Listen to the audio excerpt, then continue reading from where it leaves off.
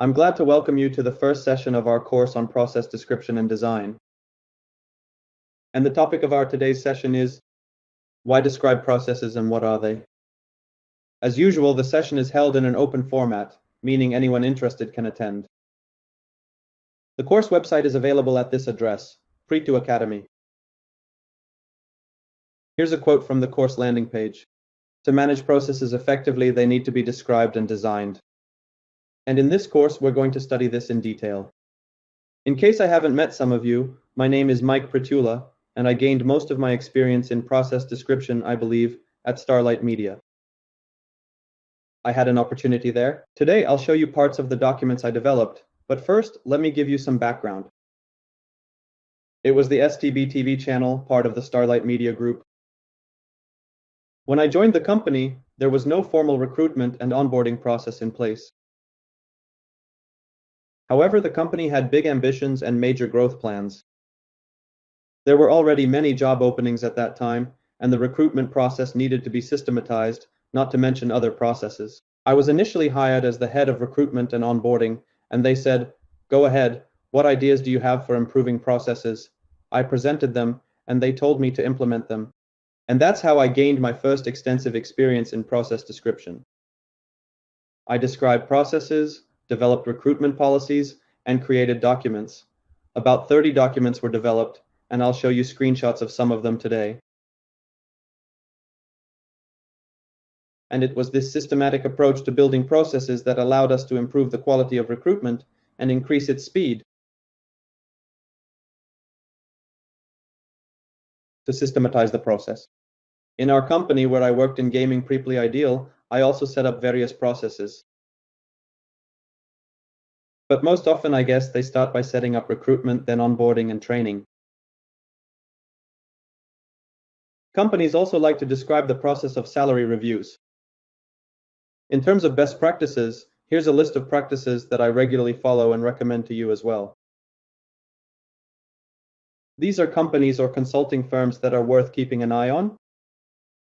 I'd also appreciate it if you could write about yourself, your city, job title, so we can get to know each other and find out who's attending the session today.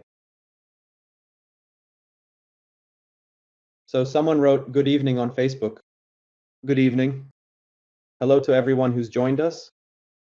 So, please write a little about yourself. That way we can get to know each other. While you're writing, I'll continue. And as soon as you've written, I'll pause and read your response.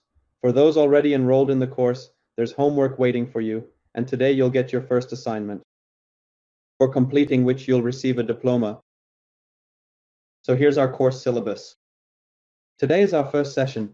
Today we're talking about what this is all about. In the second session, we'll break down the methodology. There are several of them. I won't go into detail today. We'll cover them more thoroughly in the second session. In the third session, we'll study the tools, that is, where and how to apply this methodology. In the fourth session, we'll look at the results of process descriptions. In the fifth session, we'll analyze examples, and in the sixth, we'll discuss how to implement such a project in your company. That's the plan for our course. And today we have topics that we'll cover. First, who should do this, IT or business? Second, what are the benefits of describing business processes? Third, what does a business process description consist of? And fourth, which processes should be described first? That's our plan for today. We have our first response. Angelina, good evening. From Almaty City, Vita Energy Company, position, Administrator of Business Processes and Projects. So that's exactly what you do. Great. Right in your field of expertise. Okay, Frol wrote from Kiev, independent brand expert. Thank you. Well, those of you who are still writing, please continue. All right, let's get started. We're going to talk about describing business processes. This field has its own terms and concepts. So I'll start by introducing two terms. The first term is BPM, which stands for Business Process Management. The second term is BPMN, Business Process Model and Notation. It's a method for describing or documenting business process management. BPMN is one of the technologies we'll be exploring, and it's the one I'll recommend for describing your company's processes. So the first question we need to answer is, who should actually be doing this? After all, is describing business processes really HR work or not? Please share your thoughts. Do you think this is something HR should be doing and handling, or maybe not? What's your take on this?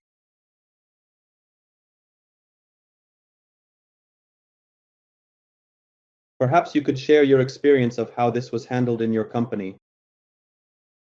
While you're writing your responses, I'll share what I've encountered, because I've seen various approaches. In some companies, for instance, HR didn't deal with this issue, and there was usually some other department that handled the descriptions. In some places, it was the methodology department, in others, the quality department, sometimes the business process optimization department, or the project office. In some companies, the departments responsible for the processes described them, with some support from a specialized department. In some companies, there was no such supporting department at all.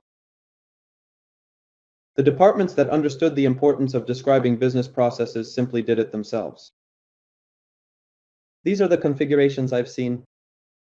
So in my opinion, HR can do this.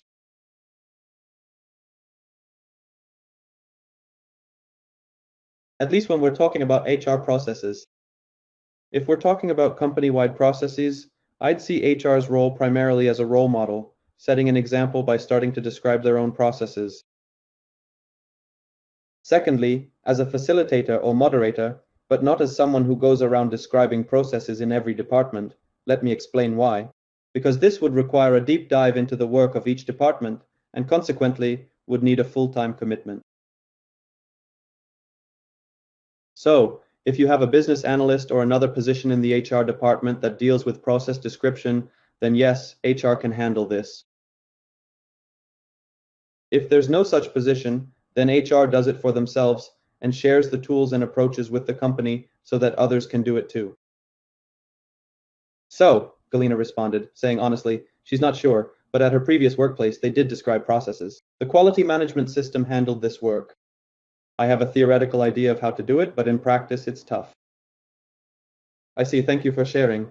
Yes, the department or division responsible for quality often handles process descriptions,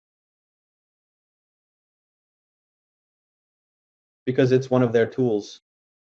Now I'll show you an example of what this looks like. We're talking about describing a business process. Perhaps some of you have never encountered how this works or what it actually is. This is an example of the processes I described while working at one of the companies. It was the STB TV channel, where I needed to systematize the recruitment process. There were several objectives. Let me explain why I did this. The first task was to build the process, that is, to figure out how we wanted it to look. In other words, to create some form of description of how it should happen and align this with management. Secondly, this needed to be communicated to the recruiting team. Without visualizing the process description, it's quite difficult to explain to the recruiting team how to work and how we want to follow our process. Thirdly, it was necessary for communication with managers, so they understood that from a certain date, we would start working according to this new scheme. And visualizing business processes in this way simplifies communication. That is, firstly, it's easier to agree on the scheme, and secondly, it's easier to train the employees themselves. Thirdly, it's easier to train managers, and sometimes it even prompts you to think about certain things, because when you draw such schemes, you have to make decisions. And what happens next? What choices should be made and where? Because we can write things verbally, but when we start visualizing, decisions have to be made. What should happen? And what document should be here, participant? The approach I used then was, let's say, not the most advanced. There was no separation of participants on the track here. It was quite straightforward. And the list of participants was drawn here as a circle like this. Well, this is what the simplest process looks like. The recruitment request is what starts the process, then selecting the search channel is the function that's performed, along with instructions on who performs it. The decisions that are made are all listed here. If the vacancy is urgent, then we check if it's complex or not. If it's complex, if it's a budget agency, if yes, then we go here. And we go through here to search through an agency.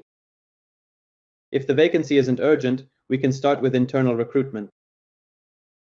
If the vacancy is urgent but not complex, we can start searching through passive recruitment methods. And then comes the next stage of selection. This was the starting point from which I began to describe the process in order to understand for myself and the team how it would work. Further, based on the process descriptions and the development of systematization, many documents were created. This is a screenshot of the folder where I keep all the documents, but there are probably about 30 documents here that were subsequently prepared, which helped systematize the process. Those who will be in our course in the classes where we will be reviewing examples, I will share all these documents. Some documents are directly related to the processes, while others were created along the way as auxiliary or additional materials. But it is precisely the availability of all these tools that allowed us to systematize recruiting and improve quality. That is, before I came, we did not even measure search times or maintain a proper list of vacancies for the most part. As soon as we systematized the processes and started working according to this scheme, our indicators began to improve. We started with an average vacancy closing time of about 60 days. As soon as we implemented this whole system with the team, we eventually came to a vacancy closing time of about 22 days, and it kept improving, improving, and improving. Then at some stage, we also have documents here showing that we started evaluating candidates because our process was working and was generally good, but the issue was with the quality of candidates. We need to add one more. Another tool that helped with quality, the quality assessment of the presented candidates began to improve. We started with a rating of about 3.5 on a 5-point scale, and over time we reached a rating of about 4.5 or even higher. On a 5-point scale, again, this was only due to the systematization of process descriptions and the development of auxiliary tools. Also, thanks to the process descriptions, indicators were born that we began to focus on. For example, indicators on vacancy closing times and how long each stage takes. Thanks to the process descriptions, it became possible to plan. That is, to consider how many days we spend on each stage of the process, and accordingly, depending on the complexity level of the vacancy, and how long we can ultimately predict for closing the vacancy. This is the document that was created. Then many instructions and policies were created. During the process description, a recruitment manual for managers was created, describing everything that concerns them and how they should handle recruitment. An interview guide was created, a recruitment policy was born, where everything was described in detail. Again, this is also the result of describing and systematizing processes. Without process descriptions, it would be extremely difficult, if not nearly impossible, to describe these kinds of policies that managers and recruiters later studied. So all the recruiters who joined the team, probably one of the very first things they received was the policy, which they familiarized themselves with. Then they came in and we discussed it. And they would say how great it is that there's a policy, everything is crystal clear, everything is cool, everything is understandable, let's get to work. And it was easier for me to manage the team afterwards. That is, there was no need to control every step, whether this or that is being done, because everyone knew we were working according to this scheme. These are the deadlines, these are the documents. Next, here's an example of document templates that were prepared as part of the process descriptions and policies.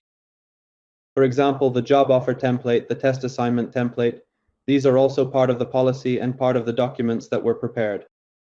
This is also a continuation of the systematization of processes. Let me pause here and ask you a question. To what extent in your company? Let's not consider all processes.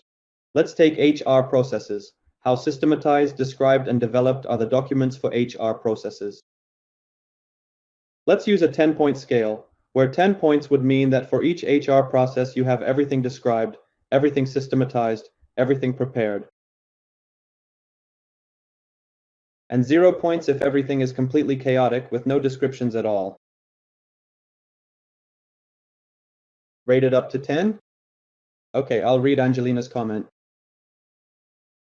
My opinion is that if the business describes the business process, there's no gap between the person who formulates the description and the expert.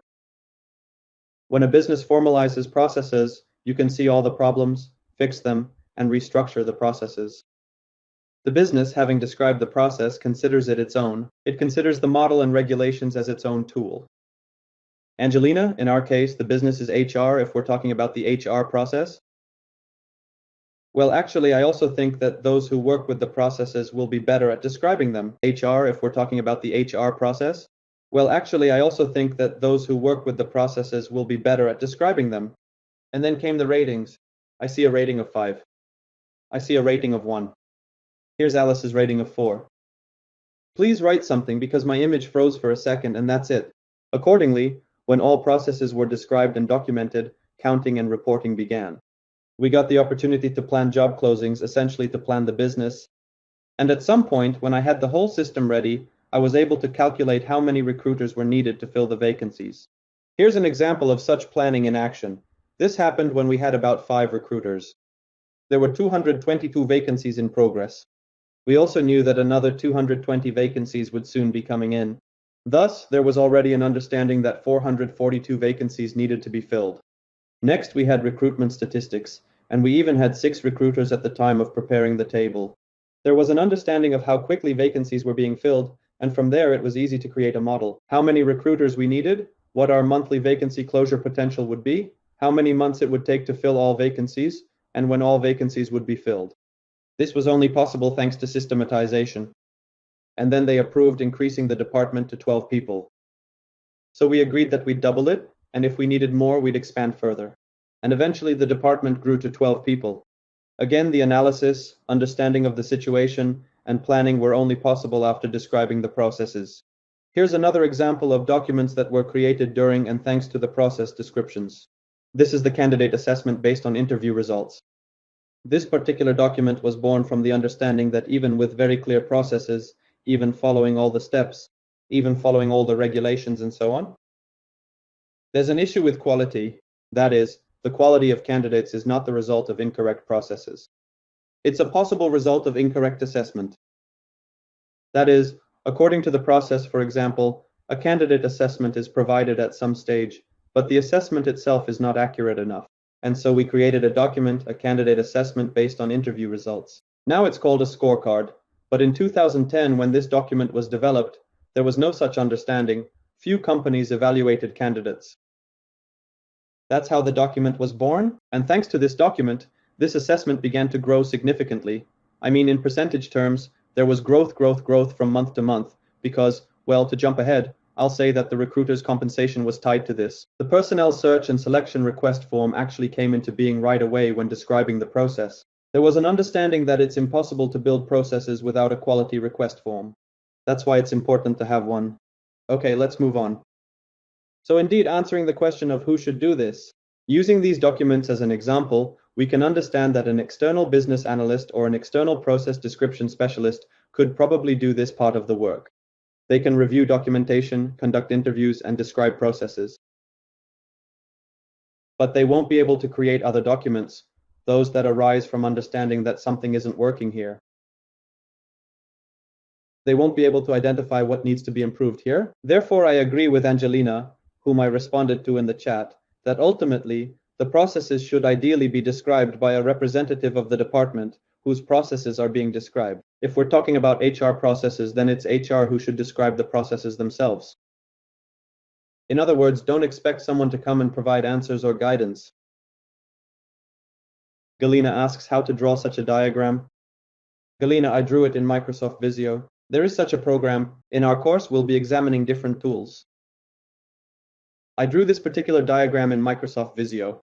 I used the notation system that was available in Microsoft Visio, and in the end, I transferred it to a presentation and a Microsoft Word document. It was Visio that drew all of this. Although there are other tools, online tools, we'll be examining them in the course. Okay, let's move on. We've discussed who should do this. Now let's discuss what the benefits are of describing business processes. I've given some examples of the benefits I experienced, But let's talk about what business process descriptions generally provide to a business. It improves business manageability and transparency for executives. The ability to meaningfully improve it in terms of speed, quality, cost, and so on. This is exactly what happened in my case and the reason why the project started in the first place. Next, it reduces risks, all sorts of risks, such as losing customers or losing technologies. In my case, it was about reducing the risks of a recruiter leaving and having to train a new recruiter from scratch, and after their departure, losing the understanding of how to fill vacancies. It reduces dependence on personnel, meaning you are not dependent on star employees or some negligent staff members. When there is a description, any new employee can come in, take it, study it, and understand how to work. So the company stops depending on the idea that, oh my God, we cannot lose this person. They are the only one who knows how to do something. By the way, we are often asked how to make someone pass on their knowledge to someone else. Because we do not want to depend on them, but they do not want to share their knowledge. Here is one of the solutions. Involve this person in describing the processes. Let them answer questions or even describe the processes themselves, and they will transfer their knowledge into the description, which anyone can then familiarize themselves with. Furthermore, it frees up time and energy for business development and life in general. It is true. I mean, when I was writing these processes, it took me about 2 months to write the processes I was describing, but then I was able to let them go because the team could work with them. So it was a one-time exercise that I needed, and then I did not need to return to it. And the quality of work improves, which means the company's reputation in the market improves. And that is another reason why we did this. Because before describing the processes, the STB TV channel had a very bad reputation. There was a scathing article about the channel interviewing candidates and using their ideas and work for their projects. The article was written by one of the journalists they had hired. And ultimately, this caused significant problems. Many candidates who read this article did not want to go for an interview. It turned out that there was no money involved, just a very chaotic process. Terrible connection, awful communication, and the candidate formed a bad impression. So the company's reputation really improves, especially where the process of interviews in the recruitment process has negative reviews, or some other processes or even non-processes when reviews are circulating. What is the effectiveness of business process management for different parties? In fact, many parties benefit. The company wins too. For the company, it's a clear responsibility for continuous improvement. Flexible management based on performance measurement positively affects the cost of quality and so on. Customers win. Well, in this case, if we're talking about HR processes, it's the employees and candidates who benefit. For the HR client, it's the employees and candidates. There are many benefits for management and for the implementers, for those people who describe all of this. So there are also many benefits and effects for them. Let's move on. Consequently, such processes allow companies to be more customer-oriented. In some companies where I worked, I either described processes, initiated the description of certain processes, or supported part of a department's work. It was the description of processes that improved customer orientation. For example, in another company, one department had a problem with internal customer focus. That is, the department handled internal operations for employees, but it had a bad reputation among the staff.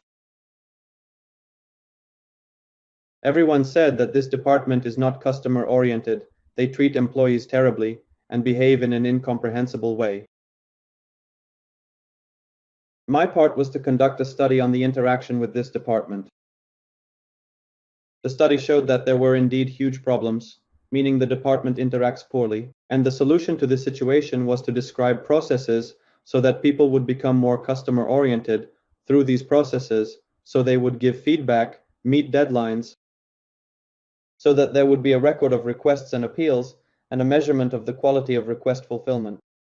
Without describing the process, it's impossible to implement this. I mean, it's extremely difficult. Even such a simple thing that we did, when a department fulfills someone's internal request, is to rate how the request was fulfilled.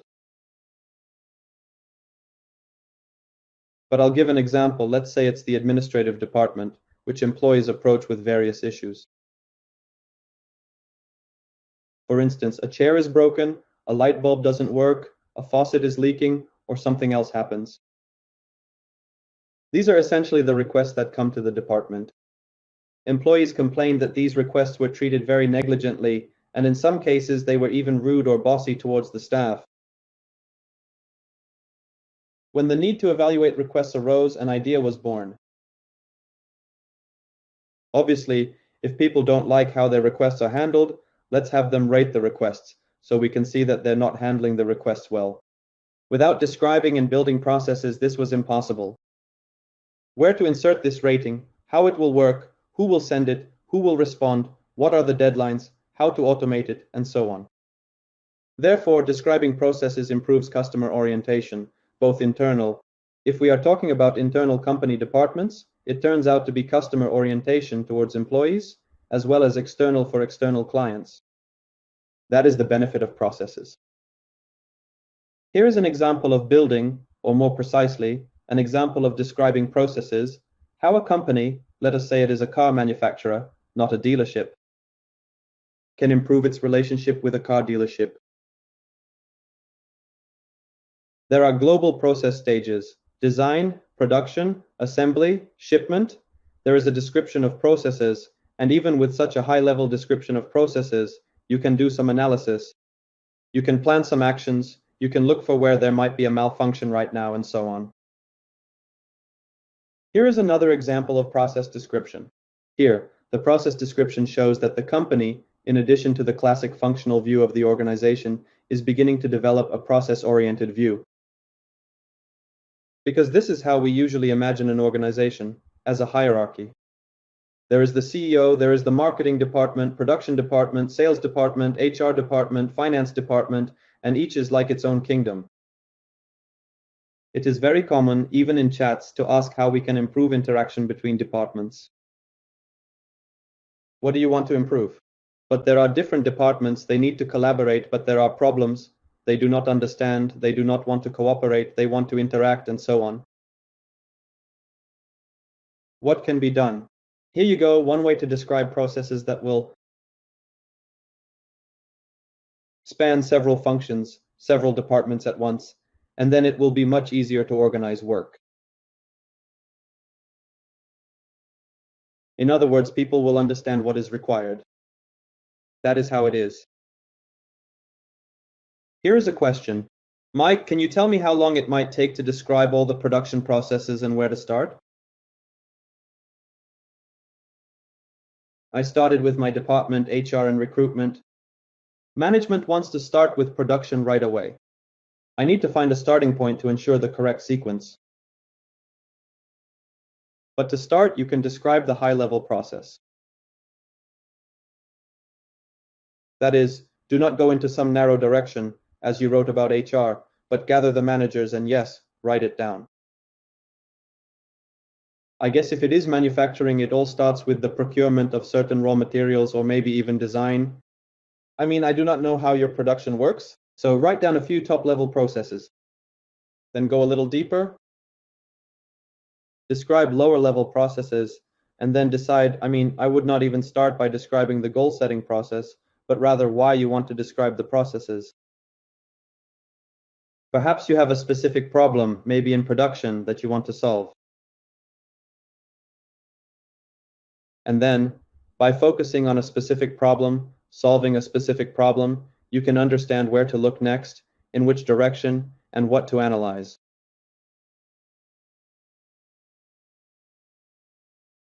In other words, describing processes and building processes can be a good way to improve interaction between departments.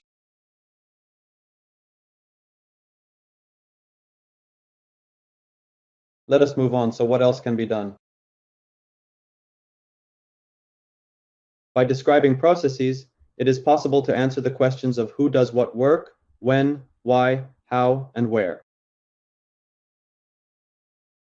We are usually going to be talking about this now. When describing processes, the parties involved in the process are also indicated.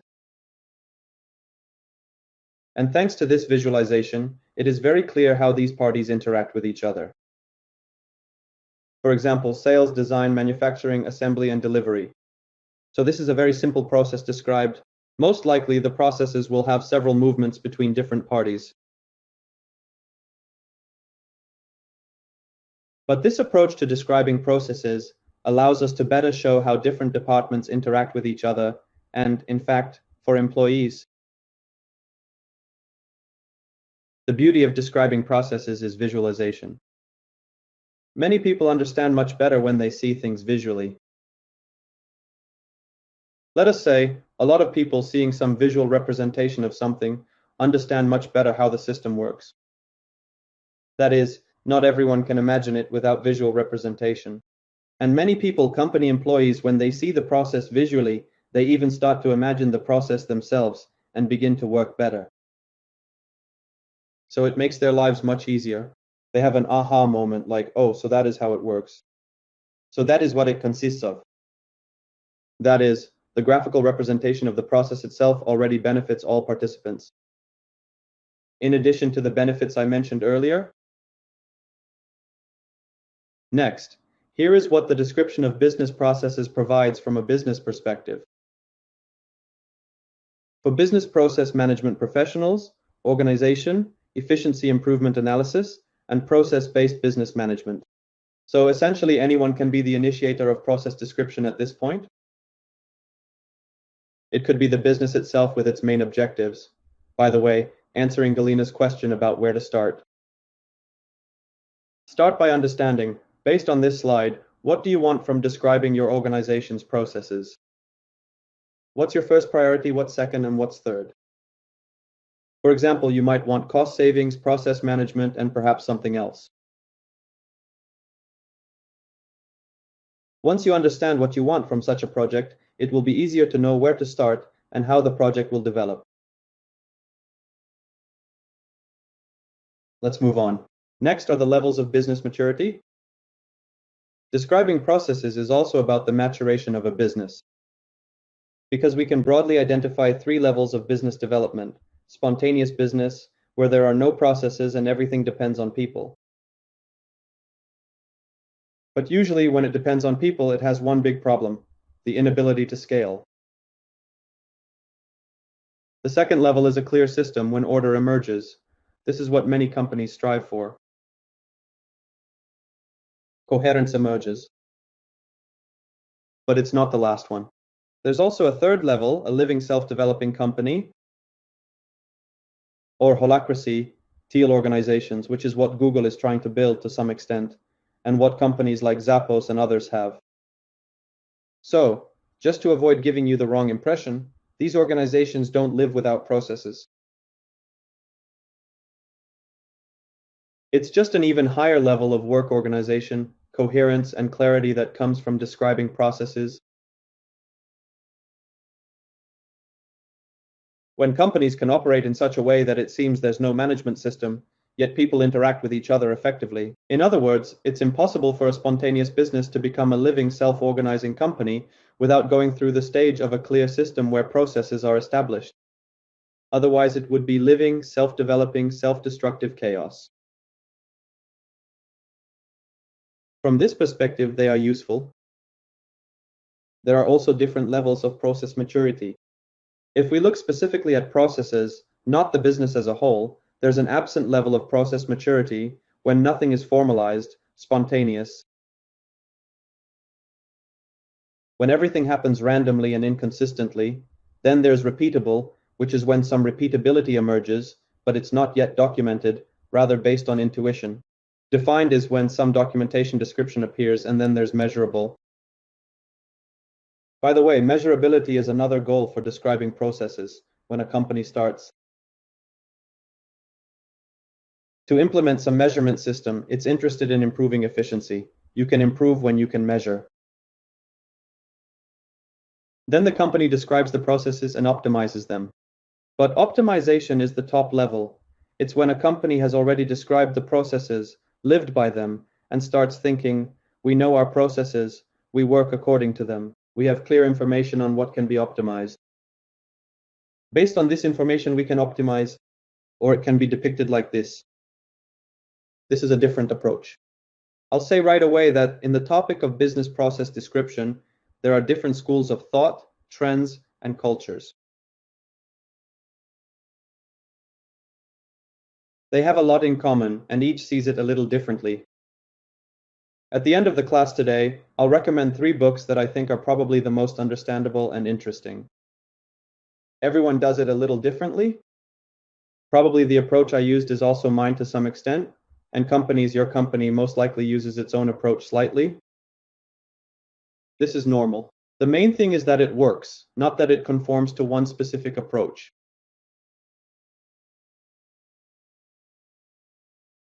So 4 or 5 levels. Processes are not defined. Only some processes are defined. Most processes are defined. Processes are managed, and processes are continuously improved. That's exactly why it was mentioned in the chat that the quality department describes processes in the company, because without process description, it's impossible to improve them. So if they hire a person or manager who is responsible for quality and business optimization, they initiate the description of processes, and then based on these descriptions, they measure how the processes work and propose improvements.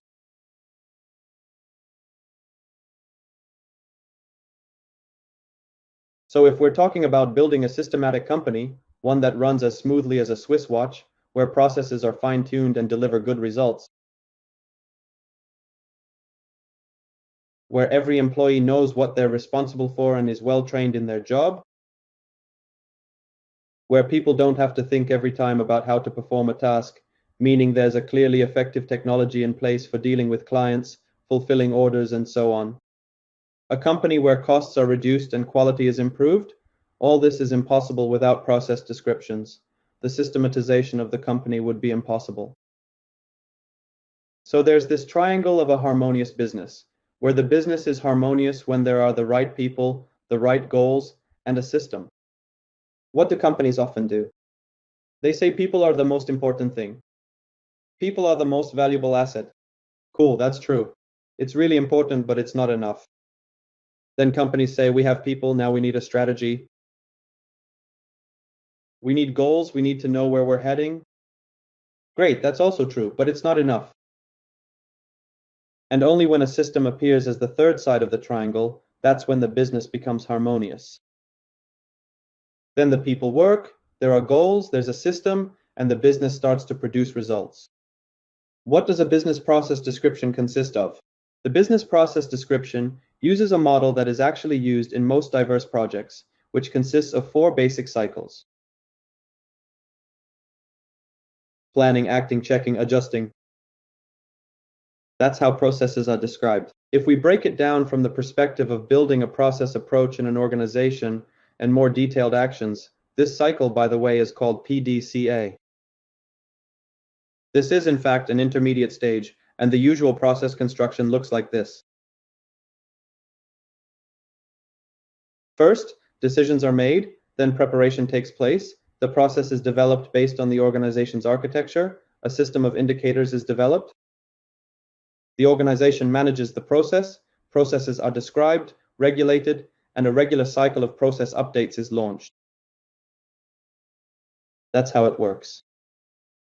We're talking a lot about business processes today. What is a business process? It's a clearly written algorithm for performing a certain activity. For example, even this sequence of actions that's written down is already, essentially, a business process described in the simplest way. It's just the order of process stages without any branches, decisions, nuances, and so on. So the next question for you is, have you ever had to describe business processes?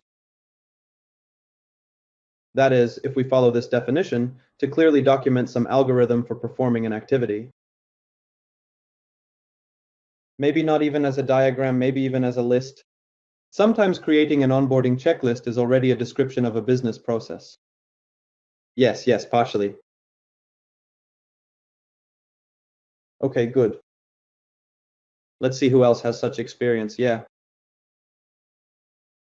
I think even if you didn't realize before today's class that you were describing business processes, you've probably written down a sequence somewhere. For example, what to do if an employee wants to take a vacation? What to do if a manager needs an employee?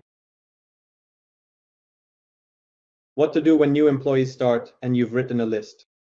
Essentially, you've already described basic business processes. The only thing is that it was a very, very simple approach, unsystematic. It was only part of the approach,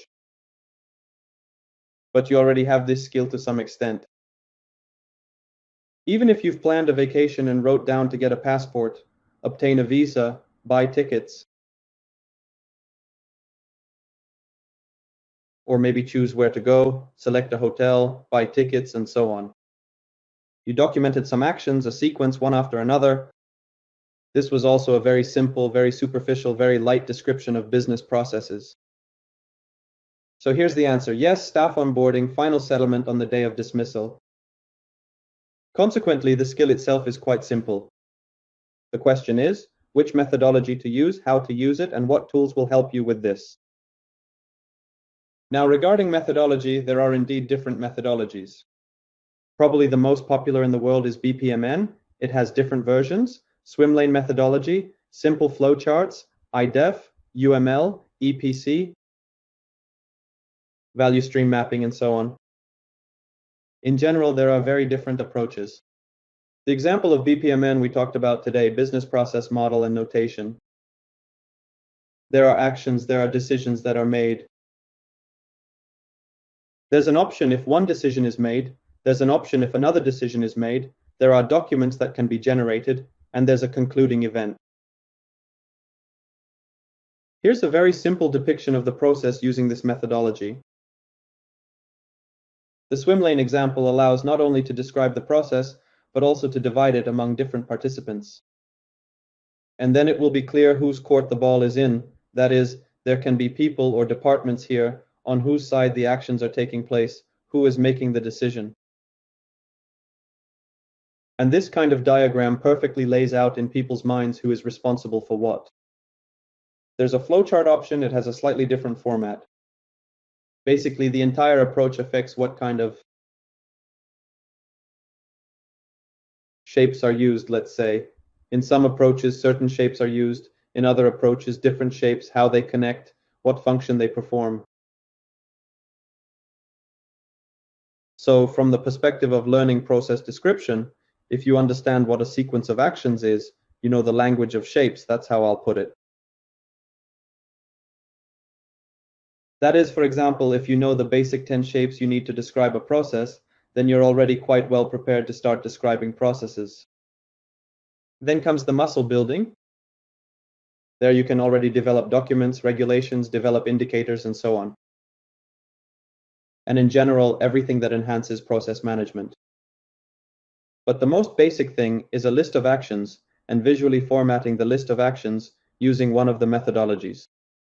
In the course, we'll be studying the BPMN methodology, which is the first one that's formatted this way. It's probably one of the most popular ones. From an HR perspective, which processes to describe first? Here I see that some of the answers you're writing match mine. That is, I believe that recruitment and onboarding are the very first things to start with. Because no company is possible without recruitment. A company can exist without training, without performance management, without salary reviews. It can even fire employees strictly according to the law. You write an application, they sign your employment record book and all the documents.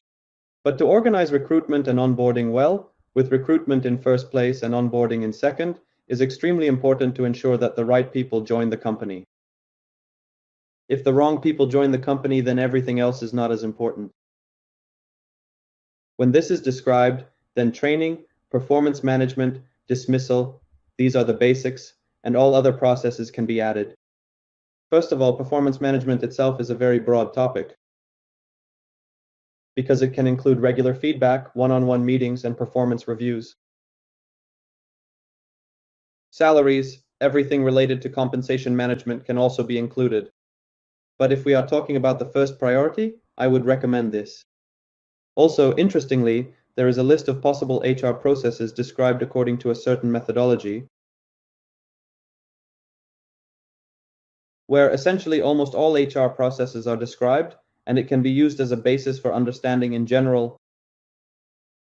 what can be described in the HR system in terms of processes. Such a reference guide will be additional in your presentation today. Now, homework for those who are already on the course. And today we have such a simple activity. I will say that the system for constructing a process description is not the most complex. That is, on one hand, it looks a bit complicated. On the other hand, the approach itself is relatively simple. This course, for example, I consider easier than organizational structure or the KPI system. So if you have heard about these courses, for example, you can compare. So today's homework is to write 5 reasons why it is necessary to describe the business processes in your company, or 5 goals, and identify 5 main areas where business processes need to be described first. If you are only interested in describing part of a process in this course, you write dash for processes. If, as part of this course, you are interested in describing all business processes, then you respond in the context of all business processes. In other words, it does not matter what your task is, you can come to the course with any task. We need to write HR processes. We need to write all the processes in the business. We need to write manufacturing processes. The methodology and approaches are the same. So you can solve any problem using these techniques. Regarding books, here are some that can be recommended. First of all, in Russian. There are so many books, and many of them, or rather some of them, are translations from English, while others are loose interpretations of English language books, so I think there's no point in recommending English language books for this course. So, the books I recommend from a process management perspective are the ones I've selected. So, there are different books, different levels of detail, different approaches, different levels of complexity, book descriptions, different levels of understandability. I've chosen 3 books, and I probably recommend all 3 if you're interested in delving deeper on your own. This concludes our introductory first session. In the second session, we'll study the methodology. We'll take a look at and study what this diagram means. We'll look at what this means and where to start in a separate session. That is, which software we'll use, this will be a separate lesson, and how to work with it. And that's what the next class will be like. With that, today's session is coming to an end. If you have any questions, please write them down. If not, I'd appreciate it if you could write what was most valuable for you today. What you've taken away from this. And I also want to thank you. I've seen and continue to see how many people are watching the classes. It's probably nice that so many people are interested in such a complex topic as process description. I mean, these aren't easy topics. Although simple topics can be important too, and just as serious. Thank you. A lot of questions come up. Well, yes. It's only the first class, of course there might be questions. That's why this course exists, to go through class by class, with homework assignments and feedback on those assignments, to work through all these questions and provide answers. So Galina, I assume you're the Galina who's a participant in our course? In general, you have 5 more classes ahead for everything to crystallize in more detail and become clearer. Okay, friends, thank you all who are watching on Facebook. I'd appreciate it if you could share the post, and for those watching on YouTube, you can leave a like. That's all for now. Have a good evening, everyone, and a great weekend. Have a great Friday. Bye-bye. See you soon.